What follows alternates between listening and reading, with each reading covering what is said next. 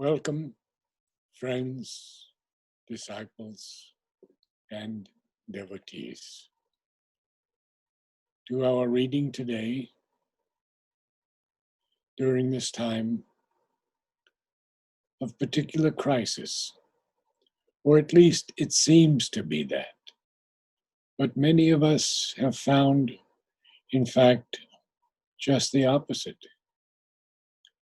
When we are conscious, when we call on Sri Aurobindo and Mother, we have time to go deeply within, in silence, and enjoy and love.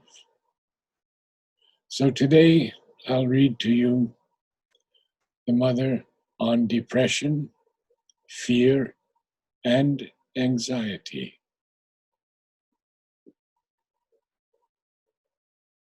Indeed, depression is the worst of all illnesses, and we must reject it with as much energy as we use to get rid of a disease. With my love and blessings always. It is the devil of depression and despondency that we shall slay tonight, so that all those who have the sincere will to get rid of this disease will receive the necessary help to conquer.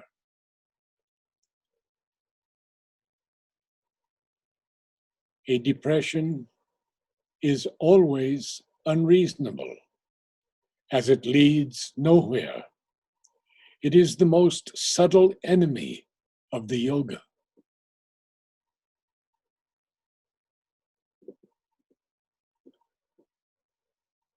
I have only one thing to say. Depression is a bad advisor. My love is always with you. Have faith, and you will be all right. It is the depression that gives you bad health.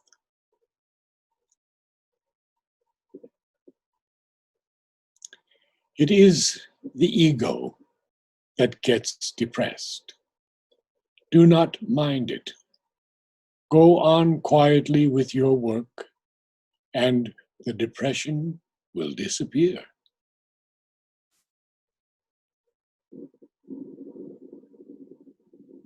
The only remedy for all human suffering, divine love. Turn towards the divine, and all your sufferings will disappear.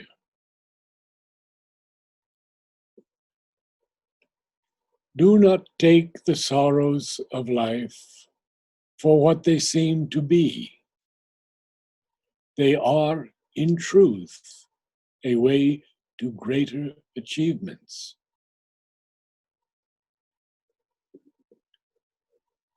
You must not fear. Most of your troubles come from fear. In fact, 90% of illnesses are the result of the subconscious fear of the body. In the ordinary consciousness of the body, there is a more or less hidden anxiety about the consequences of the slightest physical disturbance. It can be translated by these words of doubt about the future. And what will happen? It is this anxiety that must be checked. Indeed, this anxiety is a lack of confidence in the divine's grace, the unmistakable sign that the consecration is not complete and perfect.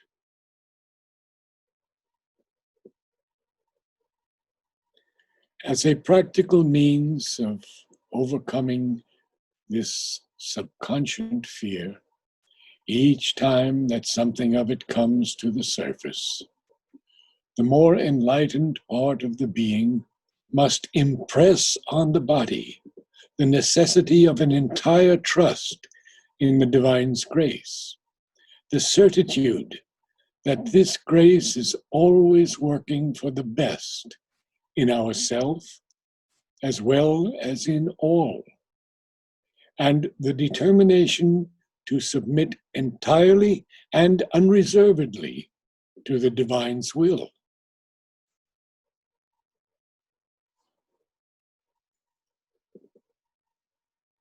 The body must know and be convinced that its essence is divine, and that if no obstacle is put in the way of the divine's working, nothing can harm us.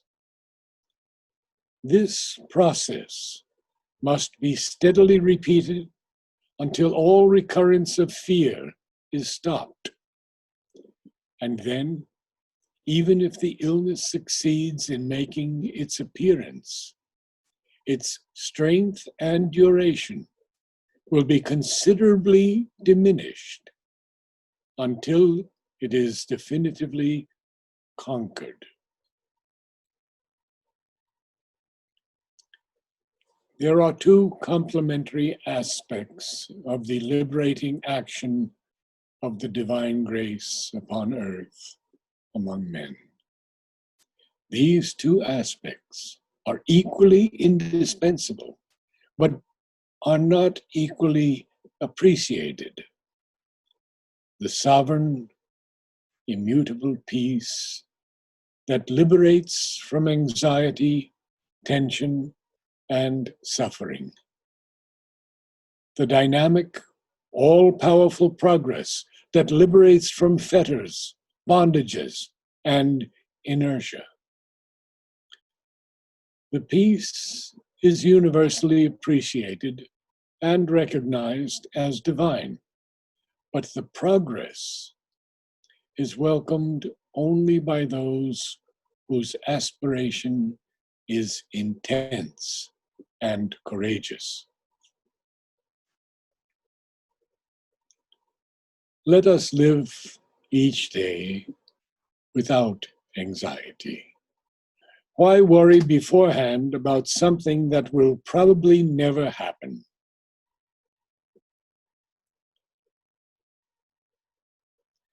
Anxiety is a lack of confidence in the divine's grace, the unmistakable sign that the consecration is not complete and perfect. It is very interesting, you know, the greater part live in the past. A good number, parentheses, they are more interesting, end parentheses, live in the present. And just a few, an infinitesimal number, live in the future. That's true. Whenever I look at people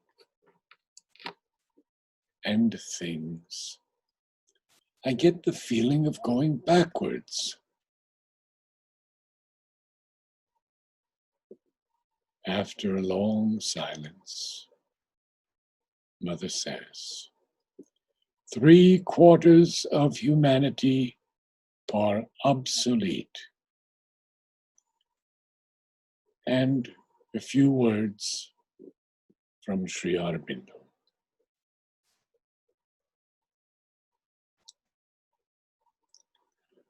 Don't foresee difficulties. It does not help to surmount them and helps them to come. At such times, keep calm. Repel any suggestions of perplexity or anxiety, and do not allow any disturbing mental waves to interfere between.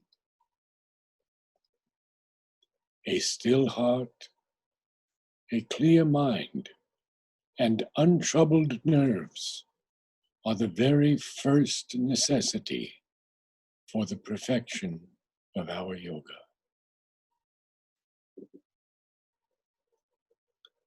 Care should be taken of the body, certainly.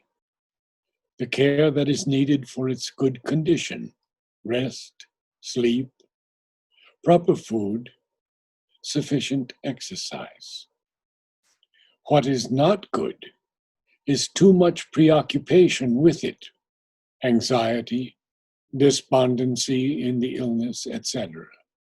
For these things only favor the prolongation of ill health or weakness. And lastly, there is no need for anxiety. When it comes, one has only to remain quiet and open and turned to the mother till something develops from within. Namaste.